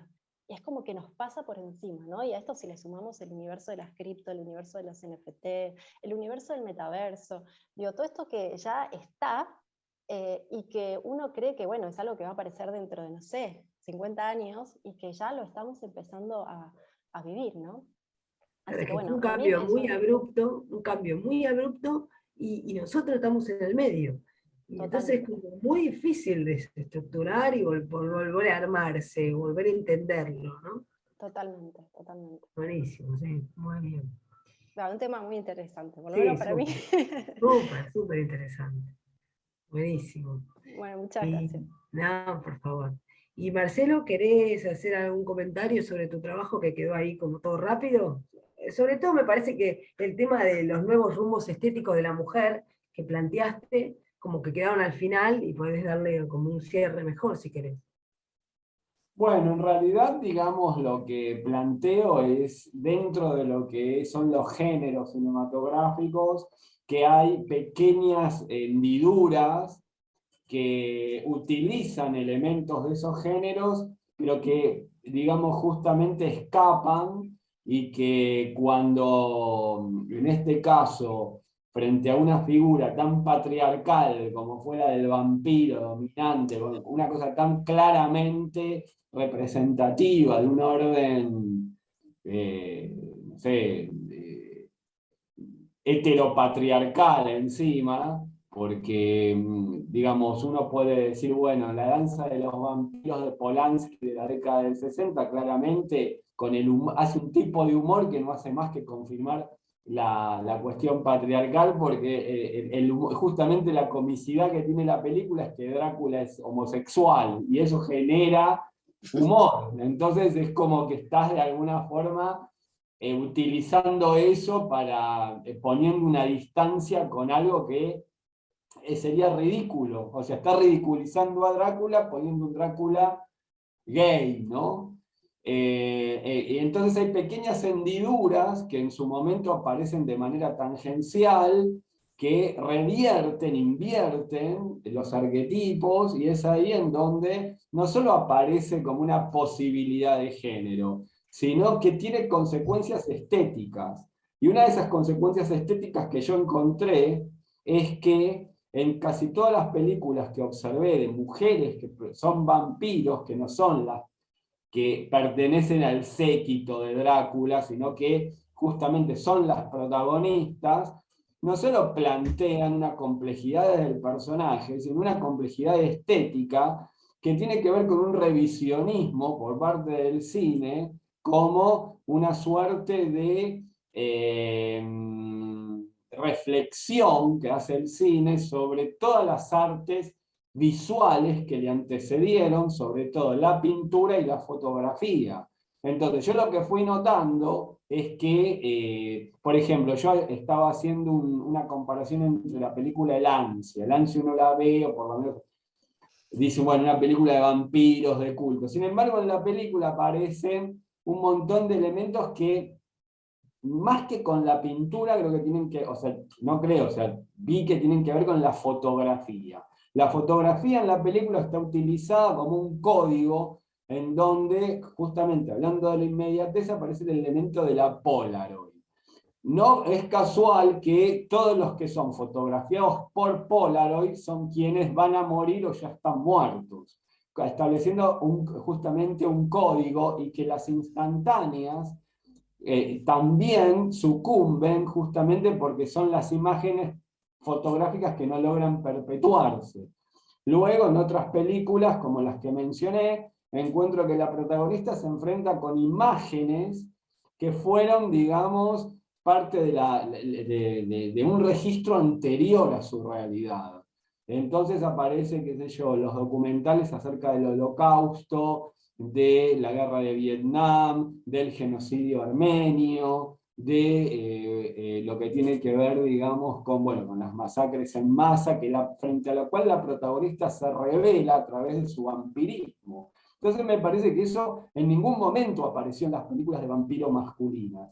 Y que a la vez, con lo que está buscando el personaje femenino es salir del vampirismo, querer morirse como una persona más, y no lo puede lograr. Entonces me parece que ahí aparece un tipo de contradicción muy interesante en el personaje, y cuando tomé el mito de Elizabeth Bathory, lo que vi es que, bueno, hay varias versiones, y en esta versión lo que encontré justamente es un despliegue descomunal de todas las vertientes que aparecen de la pintura dentro del cine, y de lo que, digamos, tiene que ver con bueno, la consideración femenina respecto a lo que son las brujas, y todo lo que tiene que ver con el erotismo y la adjudicación que le dio la Iglesia, pero a la vez cuyo único refugio que aparece en este personaje es la de su amor con Caravaggio, ¿no? O sea, yo cuando vi la película decía, pero esto fue real, esto, o sea, y ya no me importó, porque no encontré una fuente que me diera esa información, por lo tanto quedó en el lugar del mito. Pero lo que me pareció muy interesante es que la película no deja en ningún momento de ser cinematográfica y necesitó utilizar a el personaje quizás que justamente dentro del paradigma de vampiros más se acerca al vampiro tradicional en versión femenina, que es Madame Báthory, pero con un montón de rasgos completamente ajenos a lo que son la masculinidad y que tienen que ver, digamos, con justamente el refugio que ella encuentra en el arte y en un personaje también interesante como es Caravaggio, alguien que se debe exiliar por pintar desnudos, que encima los desnudos que le dejaban pintar eran de cadáveres, lo que, digamos, está muy utilizado en la película, pero bueno, es un tema aparte. Entonces sí, me gustó, digamos, indagar sobre toda esta temática, que me parece que no tuvo, digamos, no va a tener mucha trascendencia,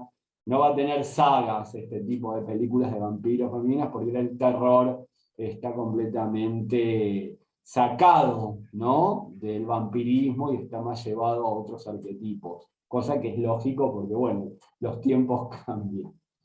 Buenísimo. Bueno, muchas gracias, Marcelo. No, de nada. Da para hacer también uno del arquetipo de la bruja, eso también, puedes trabajar otra investigación.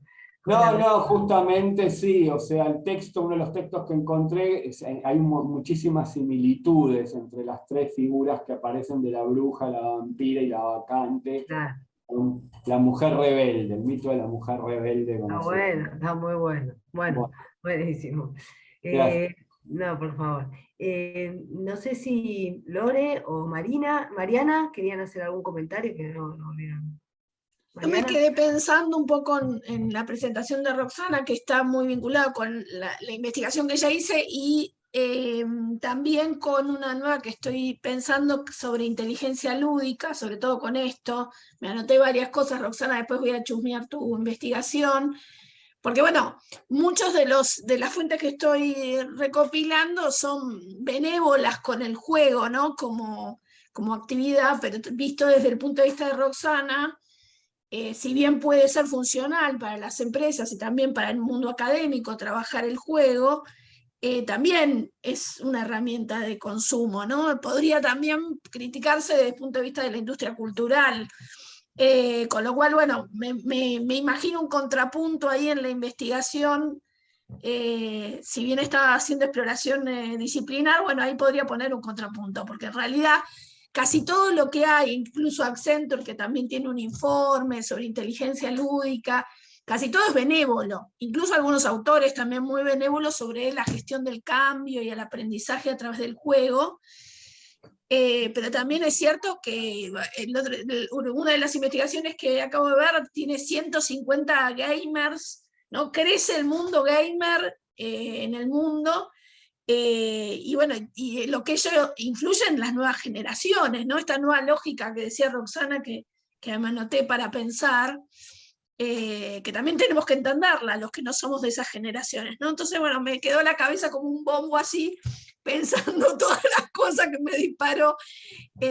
Así que buenísimo, Roxana, después lo chusmeo. Bueno, muchas gracias. Solo una aclaración, si te sirve como dato, que la realidad la industria gamer, como vos la denominás, y es así, realmente está generando no solamente millones y millones de dólares, Sí. Mirando el aspecto económico, que claramente funciona, que es algo interesante también para entender y como para poner en contexto del por qué está y por qué existe, y también cómo funcionan los jóvenes, que eso es lo que más me parece interesante. O sea, hoy por hoy, bueno, es muy extenso, ¿no? Pero solamente te tiro un par de puntas para ver si te interesan. Los jóvenes pueden generar dinero, vamos a decirlo así, a través de los juegos, sin la necesidad de invertir, ¿no? O sea, estamos hablando de un dinero virtual, ¿no? Criptomonedas, pueden ser desde las altcoins o pueden ser desde Bitcoin, y no solamente necesitan, en algunos casos, vamos a decir, invertir para poder jugar, y en otros casos no. Y esto es una manera de poder, vamos a decir, enganchar a los más jóvenes, ¿no? Porque a veces no, los más chicos cuando piden dinero a sus papás para poder jugar no se los dan. Entonces una manera de poder generar este incentivo es algo que se llama play to earn, y en donde vos jugás y ganás. Y con ese dinero después te permite ir escalando en los juegos. Esto genera claramente una cuestión de conducta adictiva, ¿no? Que es un poco lo que se hablaba muy superficialmente, porque no era el tema de la investigación que realicé, pero sí, para mí es un temón para investigar. Después, cualquier cosa que necesites, son temas que a mí me gustan mucho y donde trato de incursionar todo el tiempo, así que todo lo que pueda tener te lo dejo a disposición. Buenísimo, lo mismo. Gracias. Muchas gracias a las dos. A mí, Lorena. yo quería decir algo, no en relación a nuestra investigación, o después por ahí sí, pero a mí lo que me parece interesante que subyace en todo lo que estamos comentando, y en varias de las ponencias, es el hecho de pensar que hay formas mucho más sutiles de representación, que ya, por ejemplo, en la publicidad, no sé si recuerdan, bueno, que estaba la figura de el jovencito en su momento para las bebidas alcohólicas que conquistaba a la chica deseado lo que fuere. Eso era antes. Hoy no, hoy por ahí están unos amigos, hay 3 chicas, a los 2 les gusta la misma, y el que se va de la escena y le deja a su amigo la conquista de esa chica deseada es como el más cool, ¿no? Pero como que él es el que le está dejando el espacio a su amigo. Entonces, quiero decir, desde esto hasta lo que decían recién con respecto a los videojuegos, bueno, yo en la UBA doy semiótica de los medios 2 y analizamos bastante todo lo que tiene que ver con el proceso de inmersión en los videojuegos, pero a mí me parece algo que a veces no se presta atención a esto, y en relación a todo lo que estuvieron diciendo, que en muchos casos uno puede decir, bueno, las empresas tienen una lógica vinculada a la obtención de la rentabilidad, como es lógico para su reproducción, pero hay un punto que tiene que ver con una responsabilidad social para mí. Esto es una opinión totalmente personal lo que voy a decir, ¿no? Pero me parece que hay una realidad. Si estamos hablando de nativos digitales con una alfabetización totalmente mediática, hay un punto donde si los chicos, por decir algo, tienen la Play 4 y no tienen la 5, esos que se quedaron con la 4 no tienen acceso a jugar con los chicos que sí tienen la posibilidad de tener la 5.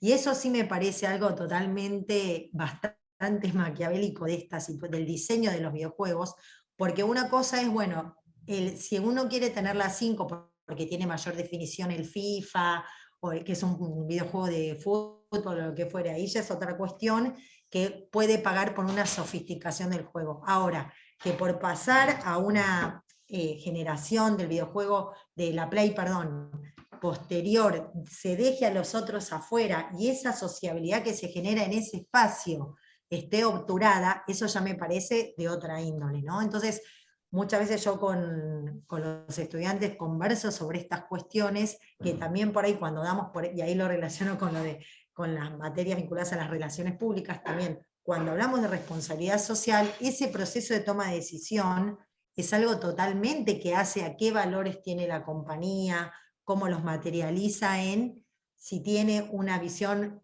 inclusiva o exclusiva en lo que respecta a la utilización de la tecnología. Y que de por sí la tecnología no es buena ni mala, sino qué uso se hace de ella, y estoy totalmente de acuerdo con lo que dice Rosana, que obviamente la tecnología no es algo neutro, la tecnología cambia las lógicas de pensamiento, las lógicas de vinculación con las otras personas, tiene un impacto en el tipo de relaciones que se establecen, y es algo que hay que trabajar, y son cambios profundos que se están llevando a cabo. Sin embargo, más allá de esto, hay varias habilidades que por más avance que haya de la tecnología o lo que fuere, habilidades como la escritura, la lectura, la argumentación, son habilidades que nos van a acompañar hasta el último día de nuestras vidas, y para mí sobre eso hay que focalizar también en el proceso de enseñanza y aprendizaje que tenemos, porque no importa en qué plataforma sea, en qué dispositivo, en qué medio de comunicación, son habilidades fundamentales para mí que tenemos que tratar de incentivar en la interacción que tenemos con nuestros alumnos. Buenísimo, Lali, te sumo el pensamiento, la reflexión, ¿no? La capacidad reflexiva. Eso no es menor. Sí, súper. Tal cual. Bueno, muy interesante, la verdad, súper interesante los trabajos y también la charla que tuvimos después de las presentaciones. No sé si alguien quiere decir algo más, y si no, nos saludamos. No, muy bueno. Bueno, buenísimo. Un placer compartir con todos ustedes, la verdad que Realmente. muy, muy enriquecedor. Sumamente enriquecedor, muy bueno. Bueno, muchas gracias. Muchas gracias a ustedes. Gracias a todos. Bueno, muchas Muchas gracias. Muchas gracias. Chao. Muchas gracias, Un Mercedes. beso enorme. Gracias, Mercedes. Chao. Gracias, Mercedes. A todos. Un beso enorme a todos. Suerte. Adiós. Chao, hasta luego a todos. Chao. Hasta luego. Chao.